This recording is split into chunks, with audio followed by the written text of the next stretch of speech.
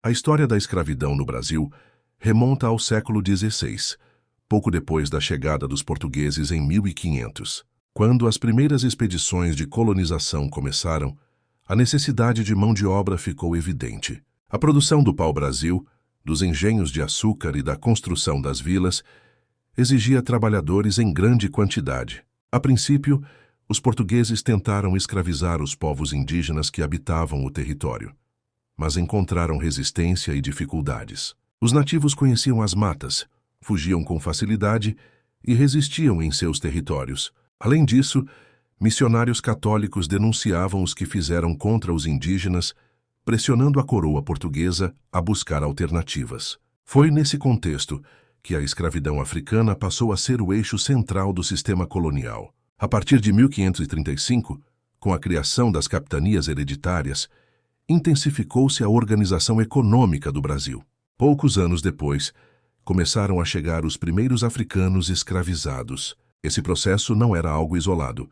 Portugal já tinha experiência com o tráfico de pessoas africanas desde o século XV, quando navegadores estabeleceram feitorias na costa da África e iniciaram o comércio de cativos para a Europa. Essa estrutura foi transferida para o Brasil em escala muito maior. O chamado comércio triangular envolvia a Europa, a África e as Américas, com lucros imensos para os traficantes. Navios partiam de portos portugueses carregados de tecidos, armas e produtos variados, que eram trocados na África por homens, mulheres e crianças. De lá, os navios atravessavam o Atlântico na chamada Passagem do Meio, trazendo os africanos para o Brasil e outras colônias. Em troca, levavam açúcar, tabaco e outros produtos coloniais para a Europa. Os primeiros africanos foram destinados principalmente aos engenhos de açúcar do Nordeste, que se consolidaram como o coração da economia colonial. O ciclo do açúcar exigia trabalho intenso, contínuo e pesado. O corte da cana, o transporte, a moagem e a produção de rapadura e açúcar refinado. Para os colonizadores, o trabalhador africano parecia a solução ideal, pois acreditavam que resistia mais às doenças tropicais e suportava melhor o trabalho forçado sob o sol escaldante. Essa visão profundamente desumana transformou milhões de africanos em simples engrenagens de um sistema econômico cruel. A chegada desses homens e mulheres trouxe ao Brasil não apenas sofrimento, mas também culturas, línguas, religiões e saberes que moldariam profundamente a identidade brasileira. Mesmo nos primeiros anos, havia uma grande diversidade entre os africanos trazidos, vindos de regiões como Angola, Congo, Moçambique e da Costa da Mina. Cada grupo trazia tradições próprias. Essa diversidade, no entanto, era violentamente silenciada pelo sistema escravista, que buscava transformar todos em mão de obra indiferenciada. Ainda assim, em meio à opressão, a resistência cultural começava a germinar, com cantos, danças e crenças preservadas em segredo. As condições impostas eram extremamente duras. Os escravizados viviam em senzalas coletivas, com pouco espaço, alimentação precária e vigilância constante. O trabalho começava ao nascer do sol e seguia até a noite. Castigos físicos eram aplicados para impor disciplina e eliminar qualquer sinal de rebeldia. A vida útil de um escravizado nos engenhos era curta, muitas vezes não ultrapassando 10 anos devido ao ritmo intenso e às péssimas condições. Para os senhores de engenho, a reposição de cativos parecia mais vantajosa do que a preservação da vida, o que tornava o tráfico ainda mais lucrativo. Mas nem tudo era submissão.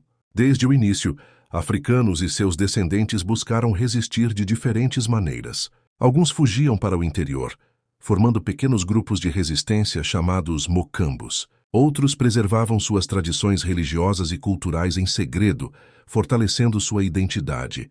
Pequenos atos de desobediência, como trabalhar devagar, quebrar ferramentas ou se recusar a obedecer, eram também formas de luta contra o sistema. Entre 1535 e 1600, o Brasil passou a depender cada vez mais do trabalho escravizado, consolidando um modelo econômico baseado na exploração da vida humana. Estima-se que, nesse período inicial, dezenas de milhares de africanos já tinham sido trazidos para o território, inaugurando uma realidade que marcaria profundamente a história do país por mais de 3 séculos. Essa fase inicial foi apenas o começo de um processo brutal que se tornaria a base da sociedade colonial, sustentando fortunas, mas deixando um legado de dor, desigualdade e resistência que atravessaria gerações. Durante os séculos XVII e XVIII, a escravidão no Brasil alcançou proporções gigantescas, tornando-se a base da economia colonial. A produção de açúcar, que havia se consolidado desde os primeiros engenhos, transformou o país em um dos maiores polos exportadores do mundo. Para sustentar essa engrenagem, milhares de africanos eram desembarcados anualmente nos portos brasileiros, vindos principalmente da costa ocidental da África. Homens, mulheres e até crianças eram vendidos como simples mercadorias, leiloados em praças públicas, examinados como animais e avaliados pela força física, idade ou resistência aparente. Nas plantações de cana, a vida era marcada por trabalho ininterrupto. Escravizados começavam suas jornadas antes do nascer do sol e só paravam quando a noite já havia caído. Cortavam a cana sob o calor escaldante, transportavam feixes pesados e nos engenhos enfrentavam o ambiente sufocante das casas de purgar, onde o açúcar era processado em caldeirões ferventes. Muitos perdiam dedos, braços ou a própria vida em acidentes, mas para os senhores isso pouco importava. Bastava comprar novos cativos para substituir os mortos. Não era diferente na mineração. A partir do final do século XVII, com a descoberta do ouro em Minas Gerais, uma nova onda de escravização tomou conta do território. Os africanos eram forçados a mergulhar em rios, quebrar pedras e carregar sacos cheios de minério. O trabalho era exaustivo e a vigilância era constante. Senhores e feitores tinham pavor de que parte do ouro fosse escondida pelos trabalhadores, e por isso, revistas corporais eram comuns e humilhantes. Muitos eram obrigados a cuspir ou até defecar diante de guardas para provar que não haviam engolido pó de ouro. Nas cidades, o cenário também revelava a presença maciça de africanos escravizados. Eram eles que construíam ruas, carregavam água, vendiam produtos nas feiras e até serviam de transporte humano em liteiras para senhores ricos. A todo instante, a população livre convivia com o trabalho forçado. A sociedade colonial estava estruturada de tal forma que a escravidão não era apenas aceita, mas considerada natural. A violência era um instrumento cotidiano de controle. Açoitamentos em praça pública, troncos, colares de ferro, máscaras que impediam de comer açúcar ou beber cachaça, correntes presas aos pés. O medo era usado como arma, mas mesmo assim muitos tentavam escapar. Cada quilombo formado, cada fuga bem-sucedida, representava uma ameaça ao sistema. Ainda assim, a engrenagem da escravidão se mantinha de pé porque gerava riqueza para Portugal e poder para a elite colonial. Outro aspecto marcante era a desumanização cultural. Senhores tentavam arrancar dos africanos suas línguas, suas crenças e suas tradições. Mas, mesmo em meio ao sofrimento, os escravizados encontravam formas de resistência simbólica. No batuque dos tambores, nas danças, nas rezas e nos cantos, preservavam a memória da África.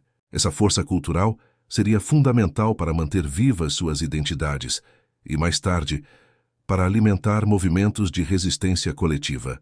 Ao longo desses 2 séculos, o Brasil se tornou o maior destino do tráfico negreiro do mundo. Estima-se que quase 5 milhões de africanos foram trazidos para cá ao longo de todo o período colonial. Essa massa de pessoas escravizadas sustentava a economia, mas também carregava no corpo e na alma as marcas de uma violência sistemática, institucionalizada e brutal. Enquanto a Europa enriquecia com o açúcar e o ouro brasileiros, milhões de vidas eram esmagadas. A riqueza de poucos se construía sobre a dor de muitos. E foi nesse cenário de opressão e exploração que começaram a surgir focos de resistência mais organizados, dando origem a quilombos e revoltas que entrariam para a história. Apesar da violência brutal, da vigilância constante e da tentativa de desumanização, os africanos escravizados no Brasil nunca aceitaram sua condição passivamente. Desde os primeiros desembarques, resistir foi uma realidade diária. Essa resistência assumia diversas formas: fugas individuais, formação de quilombos, revoltas coletivas, preservação cultural e até mesmo a luta pela sobrevivência cotidiana, que já era um ato de coragem diante de um sistema tão cruel. As fugas eram frequentes. Muitos escravizados em busca da liberdade escapavam durante a noite, arriscando-se em matas fechadas, montanhas e rios. Fugir era arriscar a vida, já que capitães do mato, cães farejadores e caçadores de escravos percorriam longas distâncias para recapturá-los. Ainda assim, centenas de cativos preferiam desafiar os perigos da floresta e a fome a continuar presos nos engenhos ou nas minas. Alguns nunca eram encontrados, outros voltavam em correntes castigados até a morte. Mas foi na formação de quilombos que a resistência ganhou força coletiva. Esses refúgios eram comunidades fundadas por escravizados fugitivos, que se organizavam em terras distantes dos centros urbanos. O mais famoso deles foi o Quilombo dos Palmares, localizado na Serra da Barriga, em Alagoas. Fundado no final do século XVI, Palmares cresceu ao longo das décadas e chegou a abrigar cerca de 20.000 pessoas. Era uma verdadeira sociedade alternativa, com agricultura própria, sistema de defesa e liderança política. A figura mais lembrada de Palmares é Zumbi, nascido livre naquele quilombo e capturado ainda criança, mas que retornou e se tornou líder militar. Sob sua liderança, Palmares resistiu por décadas a inúmeros ataques de tropas coloniais, mostrando que os escravizados não estavam dispostos a se submeter em silêncio. Em 1695, após uma ofensiva violenta, Zumbi foi morto e o quilombo destruído. Mesmo assim, sua luta se transformou em símbolo da resistência negra no Brasil. Além de Palmares, centenas de outros quilombos se espalharam pelo território. Muitos eram pequenos, temporários, servindo como pontos de descanso e proteção para fugitivos. Outros conseguiram se manter por anos, mesmo diante da perseguição incessante. Até hoje, existem comunidades quilombolas descendentes desses resistentes, que preservam a memória de seus antepassados. As revoltas urbanas também marcaram a história. No século XIX, a Revolta dos Malês em Salvador foi uma das maiores insurreições de africanos escravizados do Brasil. Comandada por muçulmanos letrados, que sabiam ler e escrever em árabe, a rebelião de 1835 mobilizou centenas de escravizados e libertos. Embora tenha sido violentamente reprimida, demonstrou a capacidade de organização e de articulação política dos africanos no país. A resistência também acontecia em formas menos visíveis, mas igualmente poderosas. A manutenção de tradições africanas, como religiões, danças, cantos e línguas, era um ato de enfrentamento à tentativa de apagamento cultural.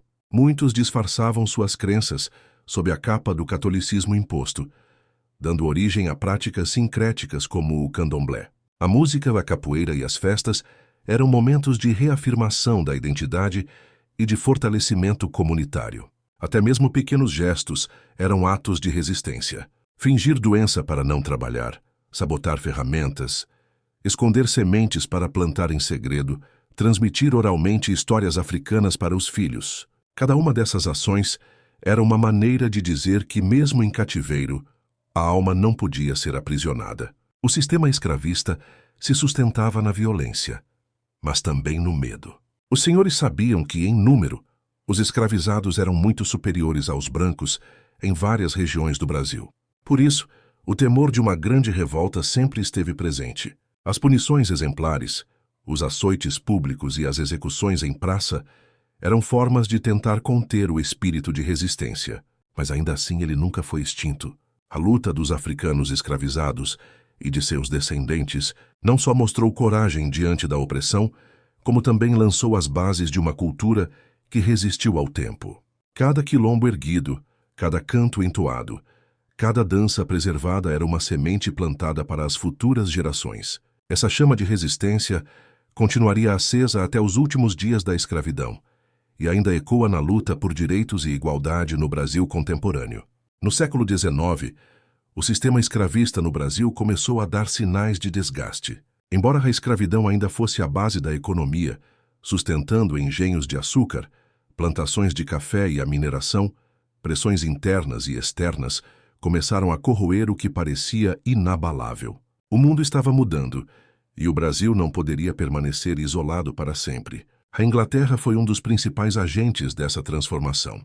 Após a Revolução Industrial, o trabalho assalariado se tornara mais eficiente para o capitalismo moderno. Além disso, a pressão humanitária crescia, com movimentos abolicionistas exigindo o fim do tráfico negreiro. Desde o início do século XIX, os ingleses pressionaram Portugal e, mais tarde, o Brasil a acabar com a importação de africanos. Tratados foram assinados, mas por décadas continuaram sendo burlados. Mesmo após a Lei de 1831, que declarava livres todos os africanos trazidos ao país, o tráfico ilegal permaneceu intenso, sustentado pela corrupção e pela ganância. Nas cidades começava a se formar uma nova classe social. Profissionais liberais, jornalistas, intelectuais e estudantes influenciados por ideias iluministas e liberais. Muitos desses jovens viam a escravidão como um atraso moral e econômico. Surgiam jornais abolicionistas, discursos em clubes e debates que questionavam a legitimidade de manter seres humanos em cativeiro. Figuras como José do Patrocínio, André Rebouças e Luiz Gama se destacaram nesse movimento. Enquanto isso, dentro do próprio sistema, a resistência dos escravizados não cessava. Fugas, quilombos e revoltas continuavam a desafiar os senhores. Escravizados também encontravam aliados em setores urbanos, como em irmandades religiosas e grupos de negros libertos, que ajudavam na compra de alforrias e na proteção de fugitivos. O movimento pela liberdade estava cada vez mais organizado e amplo. Algumas leis começaram a abrir brechas. A Lei Eusébio de Queiroz, 1850, finalmente conseguiu reduzir de forma significativa o tráfico transatlântico. Mas a escravidão interna ainda florescia. Somente em 1871 veio a chamada Lei do Ventre Livre, que declarava livres os filhos de mulheres escravizadas, nascidos a partir daquela data. Apesar disso, muitas crianças continuaram presas a senhores sob falsas justificativas de tutela. Em 1885, a Lei dos Sexagenários concedeu liberdade aos escravizados com mais de 60 anos, mas a medida foi vista como uma farsa, já que poucos conseguiam chegar a essa idade em condições tão precárias. A cada nova lei, crescia a insatisfação da elite escravista, que via seu poder ameaçado. Ao mesmo tempo, aumentava a mobilização popular. Clubes abolicionistas realizavam campanhas, angariavam fundos para comprar alforrias, promoviam fugas e davam suporte aos recém-libertos. Em algumas cidades, como no Ceará, a pressão popular foi tão intensa que a escravidão acabou abolida localmente antes mesmo da lei nacional. Em 1884, o Ceará se tornou a primeira província a declarar-se livre da escravidão. A década de 1880 foi marcada por um acirramento do conflito. Escravizados fugiam em massa, muitos abandonando fazendas de café no interior paulista. Tropas enviadas para recapturar fugitivos já não encontravam apoio da população urbana, que cada vez mais se solidarizava com a causa da liberdade. A escravidão, outrora considerada intocável, agora se tornava insustentável política e socialmente. Finalmente, em 13 de maio de 1888, após anos de pressões e lutas, a Lei Áurea foi assinada pela princesa Isabel, abolindo oficialmente a escravidão no Brasil. O ato foi celebrado em muitas cidades, com festas e discursos. Contudo, para os ex-escravizados, a liberdade veio sem reparações, sem terras e sem políticas de inclusão. Milhões de pessoas foram simplesmente abandonadas à própria sorte, marginalizadas em uma sociedade que continuava racista e excludente. A abolição legal não significou a abolição do preconceito. A herança da escravidão permaneceu enraizada no Brasil, refletindo-se na desigualdade social, no acesso restrito a direitos e na violência contra a população negra. A luta por liberdade havia vencido uma batalha crucial, mas a busca por justiça e igualdade continuaria por muitas gerações. Ainda assim, o 13 de maio representou o triunfo da resistência de milhões de africanos e seus descendentes que nunca desistiram de lutar. Cada fuga, cada quilombo, cada canto preservado, cada rebelião armada e cada voz que se levantou contra a escravidão contribuiu para que aquele dia fosse possível. O fim da escravidão não foi uma dádiva da coroa, mas resultado de séculos de coragem, resistência e esperança.